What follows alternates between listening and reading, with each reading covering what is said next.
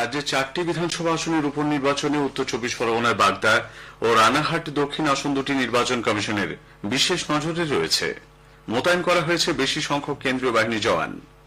রাজ্যের সরকারি হাসপাতাল ও মেডিকেল কলেজগুলিতে চোখের চিকিৎসার পরিকাঠামোর বিষয়ে জানতে চেয়ে রিপোর্ট তলব স্বাস্থ্য দপ্তরের। রাজ্যে চলতি বছরে জয়েন্ট এন্ট্রান্স পরীক্ষায় সফল প্রার্থীদের অনলাইন কাউন্সেলিং শুরু হচ্ছে আগামী বুধবার।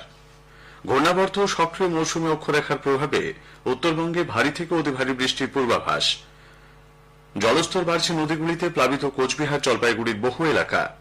সারা দেশের সঙ্গে এরাজ্যেও মহাসমারোহে পালিত হচ্ছে রথযাত্রা উৎসব। আসছি বিস্তারিত সংবাদে।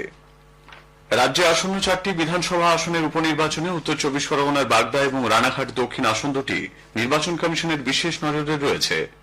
রাজ্যের মুখ্য নির্বাচনী আধিকারিকের দপ্তর সূত্রে জানা গেছে, এই দুটি আসনই তুলনামূলকভাবে উত্তেজনাপ্রবণ হওয়ায় কুইক রেসপন্স টিম কিউআরটির পাশাপাশি বুথ নিরাপত্তায় যত বেশি সম্ভব সশস্ত্র জওয়ান মোতায়েনের বিষয়ে ভাবনাচিন্তা চলেছে। এর মধ্যে বাগদা আসনে ভোট কেন্দ্রগুলিতে 960 জন কেন্দ্রীয় বাহিনীর জওয়ান থাকবে। কিউআরটি টিমে থাকছেন 193 জন কেন্দ্রীয় জওয়ান। রানাঘাট দক্ষিণ আসনে 900 জন নিরাপত্তা কর্মীর পাশাপাশি 180 জন কেন্দ্রীয় জওয়ান কিউআরটি টিমে থাকছেন। কলকাতার মানিকতলা ও উত্তর দিনাজপুরের রায়গঞ্জ আসনে তুলনামূলকভাবে কম সংখ্যক কেন্দ্রীয় বাহিনী থাকছে। রায়গঞ্জে 672 জন জওয়ান থাকছেন ভোট কেন্দ্রে, আর মানিকতলায় থাকছেন 720 জন জওয়ান।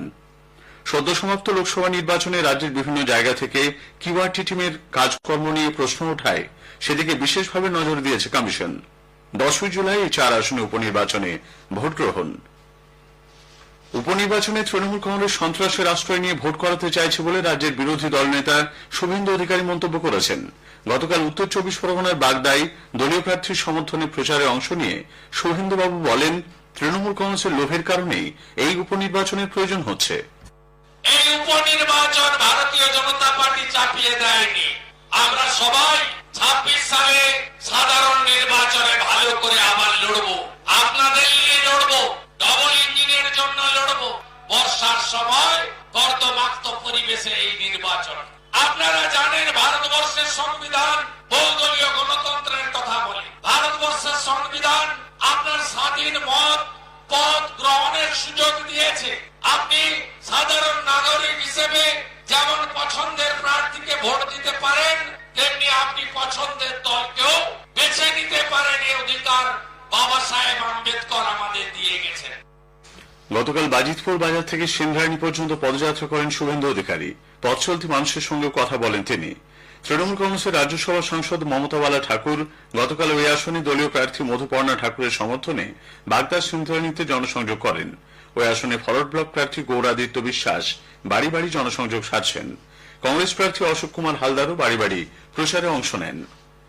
রাজ্যের সরকারি হাসপাতাল ও মেডিকেল কলেজগুলিতে চোখের চিকিৎসার জন্য বর্তমানে কি পরিকাঠামো রয়েছে সে বিষয়ে স্বাস্থ্য দপ্তর সব জেলার মুখ্য স্বাস্থ্য আধিকারিক ও হাসপাতাল সুপারদের কাছে 7 দিনের মধ্যে রিপোর্ট তলব করেছে। পাশাপাশি সংক্রমণ প্রতিরোধে কি পদক্ষেপ গ্রহণ করা হয়েছে এবং চোখের অস্ত্রোপচারের সময় কি কি নিয়ম মেনে চলতে হবে তা নিয়েও দপ্তরের তরফে মান্য কার্যবিধি এসওপি জারি করা হয়েছে। চোখের পরীক্ষায় ব্যবহৃত বিভিন্ন ধরনের সরঞ্জাম ও অপারেশন থিয়েটার নিয়মিত জীবাণুমুক্ত করার জন্য নির্দিষ্ট কিছু নিয়ম বেঁধে দেওয়ার সঙ্গে সঙ্গে অস্ত্রোপচারের সময় ব্যবহৃত ওষুধ ও ফ্লুইড ব্যবহারের আগে সেগুলির ব্যাচ নম্বর নথিভুক্ত করতে হবে বলে জানানো হয়েছে। সম্প্রতি গার্ডেন রিচ সুপার স্পেশালিটি হাসপাতালে ছানি অপারেশনের পর একসঙ্গে 16 জন চোখে দেখতে পাচ্ছিলেন না বলে অভিযোগ ওঠে। সংক্রমণের কারণেই ঘটনা বলে চিকিৎসকদের অভিমত। রাজ্যে চলতি বছরে জয়েন্ট এন্ট্রান্স পরীক্ষায় সফল প্রার্থীদের অনলাইন কাউন্সেলিং শুরু হচ্ছে আগামী বুধবার 10 জুলাই।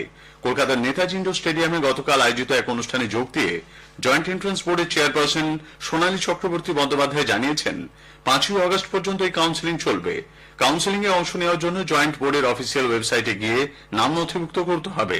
পরে মেধা তালিকা অনুযায়ী ইঞ্জিনিয়ারিং, স্থাপত্য সহ বিভিন্ন বিভাগে মোট 35,000 আসনে ভর্তি হতে পারবেন প্রার্থীরা। এবছর ইঞ্জিনিয়ারিং আসন সংখ্যা বেড়েছে প্রায় 6,000। গতকালের অনুষ্ঠানে যোগ দিয়ে শিক্ষামন্ত্রী ব্রাত্য বসু ছাত্রছাত্রীদের যুগের সঙ্গে তাল মিলিয়ে বিষয় বেছে নিতে আহ্বান জানান। আগামী দিনে স্নাতক স্তরে পড়াশোনা করতে গিয়ে আপনাদের এই আধুনিক পৃথিবীর কথা মাথায় রেখে আপনাদের বিষয় নির্বাচন করতে হবে। ভবিষ্যতের চাহিদার তাগিদে পুঁথিগত শিক্ষার পাশাপাশি জোর দিতে হবে সৃজনশীল শিক্ষার দিকে।